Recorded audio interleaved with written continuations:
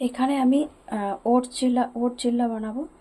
তো ওটস চিল্লার জন্য নিয়েছি ওটস, আমি ড্রাই করে নিয়েছি।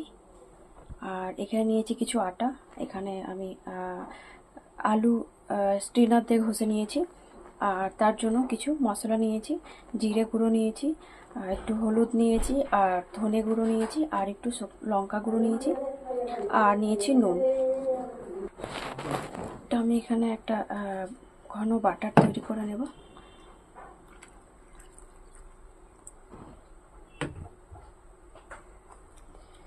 তো ঘন একটা ব্যাটার তৈরি করে নেব।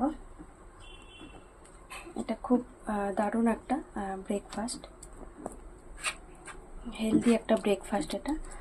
তো চলো দেখতে থাকো আমি বানাই।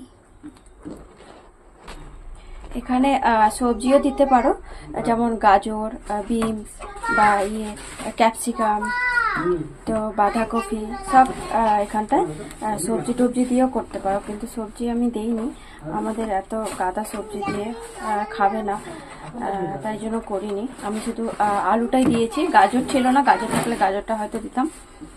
তো চলো, আমার আমার ব্যাটার তৈরি হয়ে গেছে।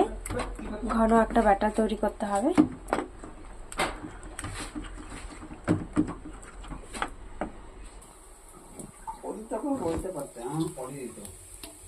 এখানে আমি দুটো বসিয়ে দিয়েছি, তো হচ্ছে, তো আমার ওটস চিলা বানানো হয়ে গেছে। তো বরকে তো রোজ রোজ ভাত দেওয়া যায় না, সে 10টার সময় ডিউটিতে যায়, তাই আজকে নতুন ধরনের একটা ব্রেকফাস্ট বানিয়ে দিয়েছি।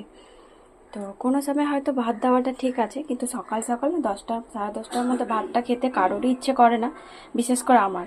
তো আমার যখন ইচ্ছে করে না, তখন আমার বরকে কী করে দিই, তাই জন্য নতুন নতুন চাই ব্রেকফাস্ট করে দিতে। তো কোনো সময় হয়তো দেরি হয়ে যায়, তখন ভাতটাই করে নিই, ভাতটা সকালে বসিয়ে দিই। তো চলো, আমার ওটস চিলা তৈরি হয়ে গেছে।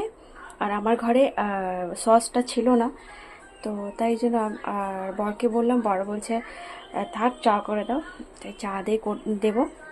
তো ওকে চারটে দিয়েছি। তো চলো, আর এটার মধ্যে কিন্তু ধনে পাতাও দেওয়া যায়, কিন্তু ধনে পাতাটা আমি দিইনি। তো চলো, আরেকদিন যখন বানাবো তখন ধনে পাতাটাও দেবো, সব সবজি দিয়ে করবো। চলো। আর এটা কিন্তু খুব একটা হেলদি একটা ব্রেকফাস্ট, এটা বাচ্চাদেরকেও দিতে পারো, বাচ্চাদের টিফিনের মধ্যে কিন্তু খুব একটা ভালো। এখানে হাজবেন্ডকে দিয়ে দেবো একটা কলা, কিছু আপেল আর দুটো খেজুর।